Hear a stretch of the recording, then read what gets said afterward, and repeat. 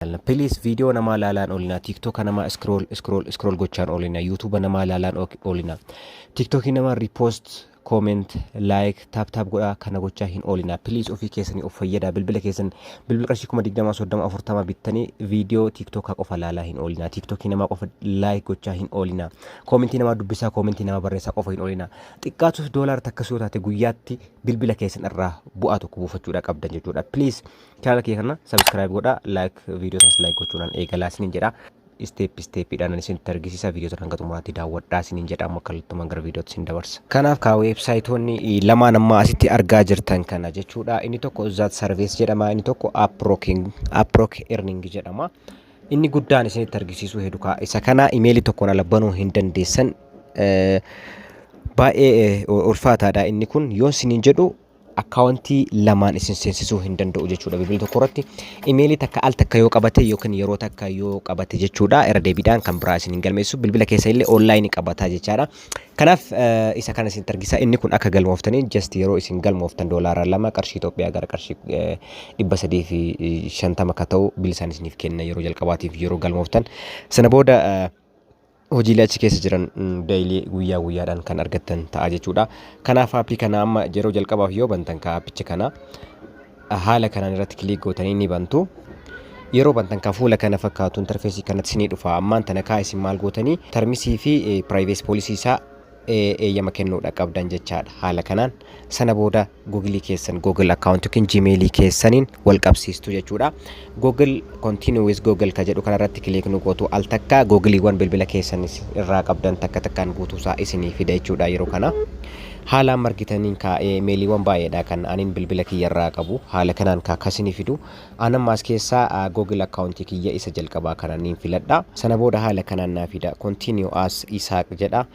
Itti fufi jedha isarratti kilik ni godha sana booda sign in naaf gochaati jira haala amma argitan kanaan ka interfeesicha haala kana fakkaataa ergaan accountii banadhee accountii kana booda kabiraa nan bansiisu bilbila kanarratti jechaadha qafuu kanarratti yookiin immoo bilbila kiyya kanarratti kabiraa nan bansiisu jechaadha. Kanaaf akkuma argitan haaraa ta'uu kiyya baalaansiin kiyya duwwaadha akka maradheen immoo doolaara yookiin USD 2 naaf kenna jechaadha akkuma as biratti argitan kana jechuudha. Start surveying kan jedhu kanarratti kilik yoo gootan jechaadha $2 yeroo jalqabaaf yeroo galmooftanii kan inni isinii kennu irratti kilik godhattu jechaadha al takka haala kanaan eeyyama kennituuf jechuudha as biratti sana booda kaasitti amanamummaa keessan isin gaafata irratti kilik gootu jechaadha. Next tuuni wantoota as jiran kana isin gaafata how much do you think have Zappers in so far using Zap survey kana dura warroonni Zap survey irraa namoonni hangam akka argatan ni beektaa jedha. Isin beektanis baatanis rakkinan qabu anama isa dura kana filadha next jettaniini gaafilee inni isin gaafatu haala kanaan deebistu garuu inni deebiin kana jedha homaa rakkinan qabu isiniif kenna next jettuun jechaadha. Sana booda Zap survey kanarraa immoo asitti iddoo kanatti akkamittiin maallaqa argachuu feetaa jedha. Inni dura kun surveyidhaan jedha inni lammataa daily survey guyyaadhaan Zappers rewardii badhaasa isaatiin daily checking guyyaan seenuudhaan jedha. Kanaafuu anama hundaanuu argachuu barbaada all of the above jedhaan jechaadha. Sana booda confirming jedhaanii next naan jedha as biratti next godha haala kanaan naa fida.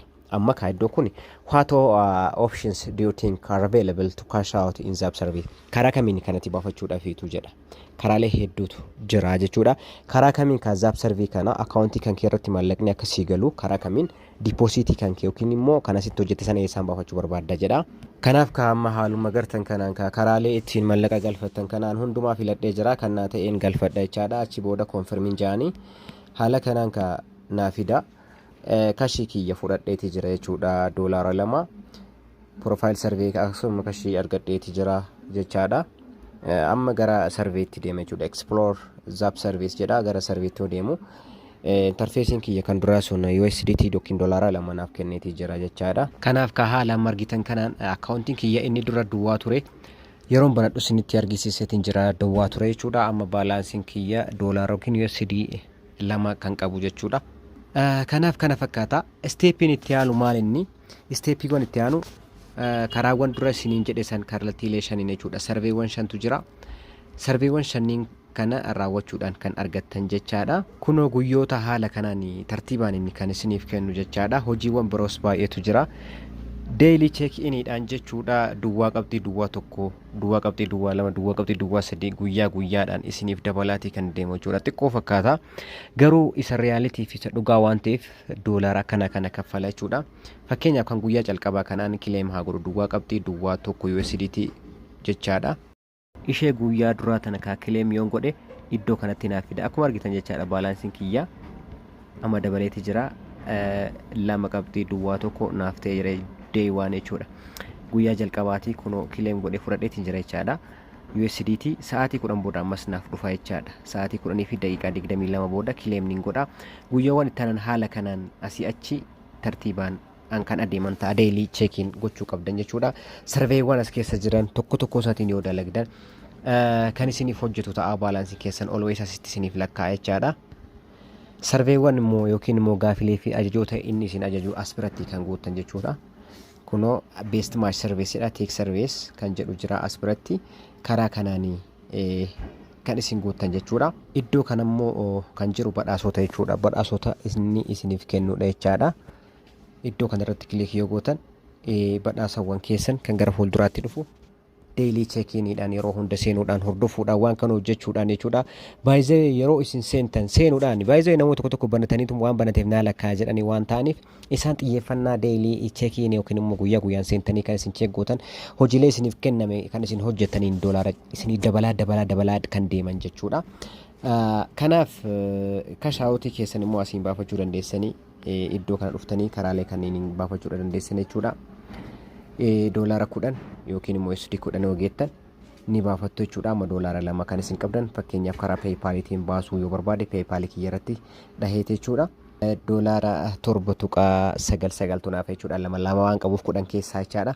Kanaaf PayPal kiyya karaa kanaan tuqeetti konneekti godha. Akkamitti PayPal akkaawuntii akka banatan Payoneer akkamitti akka banatan kan dura isin hojjedheera ammallee viidiyoo hojjechuuf hin jira jechuudha. Kanaafuu karaa kanaan eerni godhaa itti fayyadamaa isiniin jedha. Kanarraaf jenne kanuma horaa bulaa deebanaa guddaa isin jaalanna waan isiniif hin galle karaa Telegram channel kiyyaan na gaafachuu dandeessan lakkoofsa bilbila kee duwwaa 916 16 20 nagaan nuuf jiraadha.